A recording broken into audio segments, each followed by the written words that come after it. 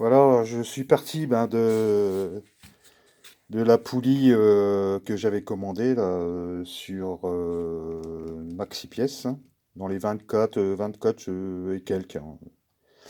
Donc j'avais fait sauter l'axe, hein. L'axe en fait c'est un axe molleté qui est rentré à la presse, hein. C'est vraiment c'est un peu merdique, hein, comme truc. J'ai récupéré les deux douilles à aiguilles. Comme ça j'ai deux douilles à aiguilles neuf, j'ai pas besoin de les acheter pour mon axe après. Et en fait, après, j'ai fait sauter tous les rebords qu'ils avaient mis, hein. Donc voilà. Après, je suis parti d'un pignon d'origine MBK. Voilà. Comme ça, je peux le changer. Une fois que les dents sont usées, je peux changer de pignon, hein. Alors j'ai mis trois BTR de 6. Alors après, si ça suffira pas, bon, soit je pourrais toujours pointer, hein, faire des pointes soudure, et puis après, donc ça c'est rentré à la presse dans l'axe central. Alors c'est un axe creux, hein. L'axe creux, il fait 18-30 par 86, cet axe-là. Puis après, je suis reparti aussi avec un autre axe, l'axe de la poulie, hein. Donc lui, il fait 37, 45, 30. C'est la dimension en fait pour entrer une cage à aiguille de 30-30 qui vaut à peu près 8 euros. C'est à 30-30 à peu près 8 euros, 8,50 €.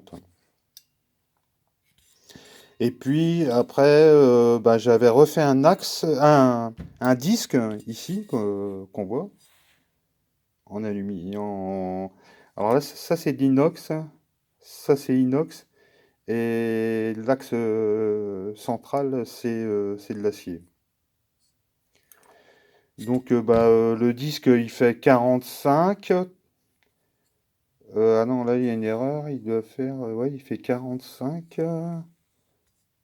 Parce qu'après, est-ce que j'ai 45? J'ai oublié de noter une dimension. L'extérieur, ah, il fait 98. Je vérifie pour pas vous donner de. Voilà, 98. Hop, je vais le noter ici. Voilà, 98 par 4. 4 mm d'épaisseur. Et puis après, trois entretoises de 6, 14 par 6, 5. Voilà, et puis après, ah si, il y avait eu aussi une bague là pour faire ma cloche, hein, qui est en 30, 45, 15. Ça c'est pareil, cette bague-là, elle est en inox aussi.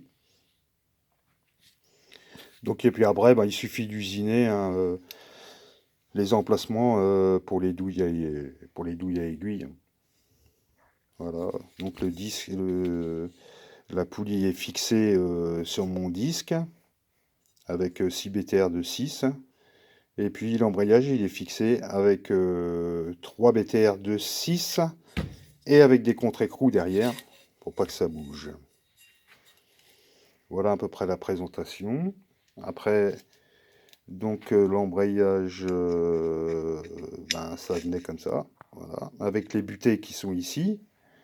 Voilà, je vais pas mettre les ressorts, hein, je vous le montre, je vais le monter. Comment ça? Je vais le monter à vide comme ça pour vous expliquer après quand même les réglages que j'ai fait et à quoi ça. Voilà.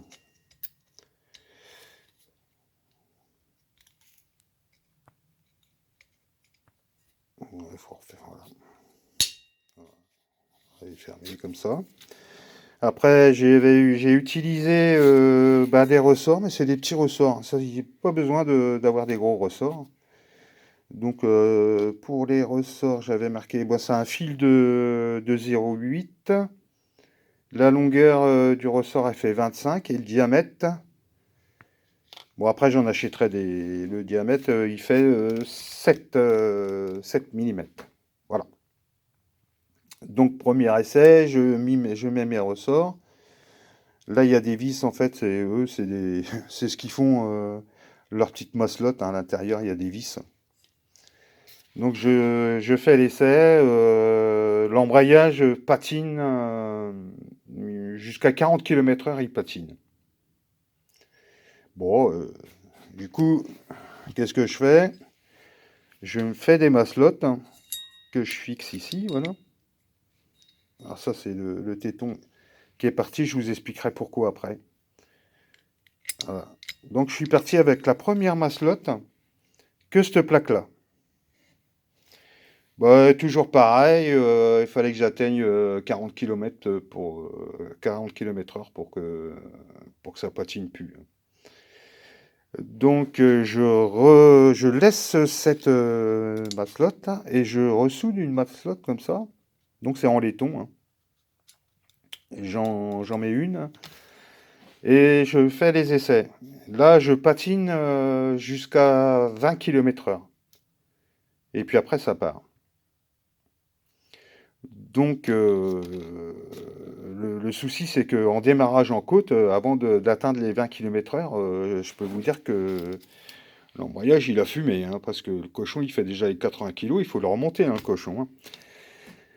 Donc, bah, je m'arrête pas là, je ressoude encore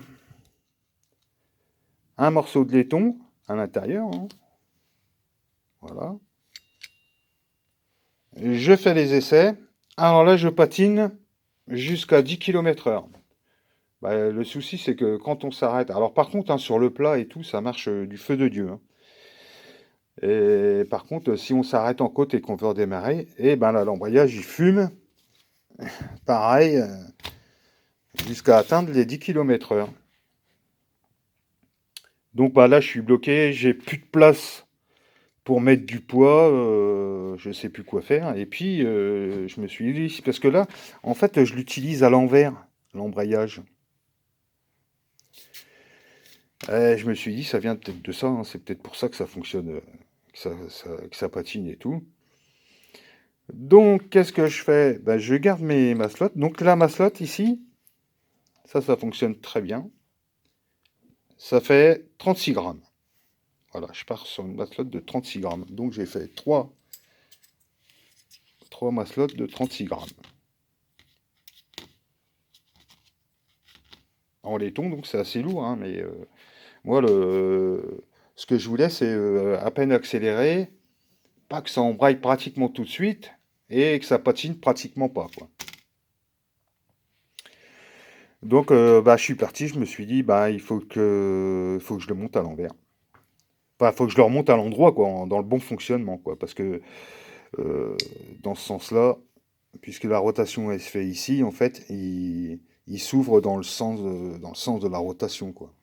Alors, il y a des embrayages qui sont comme ça, hein, et qui patinent pas trop, mais je sais pas, celui-là, il patine. Donc voilà, je vais vous reprendre après. Alors le souci pour le monter en sens inverse, en fait, j'ai dû faire sauter les butées. Voilà, je les avais déjà enlevés avant, hein. J'ai dû faire sauter les butées de mâchoire. Puis après, je le monte dans le bon sens.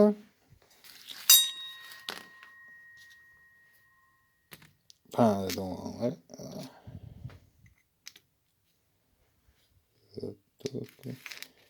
Non, ça va comme ça. Voilà, ça va comme ça. Comme ça. Alors je le monte dans le bon sens, hein, je mets les ressorts et après je le retourne et je l'enquille sur les pions. C'est ce que je vais faire. Alors voilà, ça donne ça. Donc là, bah, la poulie tourne comme ça et on vient bien attaquer dans ce sens-là. Donc ça c'est bon. Au niveau des butées des mâchoires, en fait, il y a mon axe qui sert de butée sur mes maslottes. Donc ça, c'est pas mal. Après, j'ai oublié de vous dire, sur cet axe, en fait, j'avais fait un petit trou de bon, à peu près 1,5 mm, entre 1 mm ou 2 millimètres, je pense, là. C'était pour, en fait, pour graisser en même temps la douille à aiguille, la HK 3030.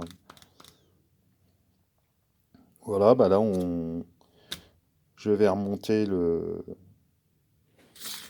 la cloche. Alors, le système de cloche, eh ben, finalement, ça bouge pas trop, hein, c'est pas mal. J'ai pas besoin de clé, j'ai pas besoin de rien pour. Enfin, j'ai besoin que d'une clé de BTR, mais pour la desserrer, mais j'ai pas besoin de bloquer la cloche. Donc c'est un bon système. Maintenant, il faut voir dans le temps ce que ça va donner. Donc bah, là, je vais remonter. Je vous reprendrai après. Ah voilà, quand j'accélère un petit peu,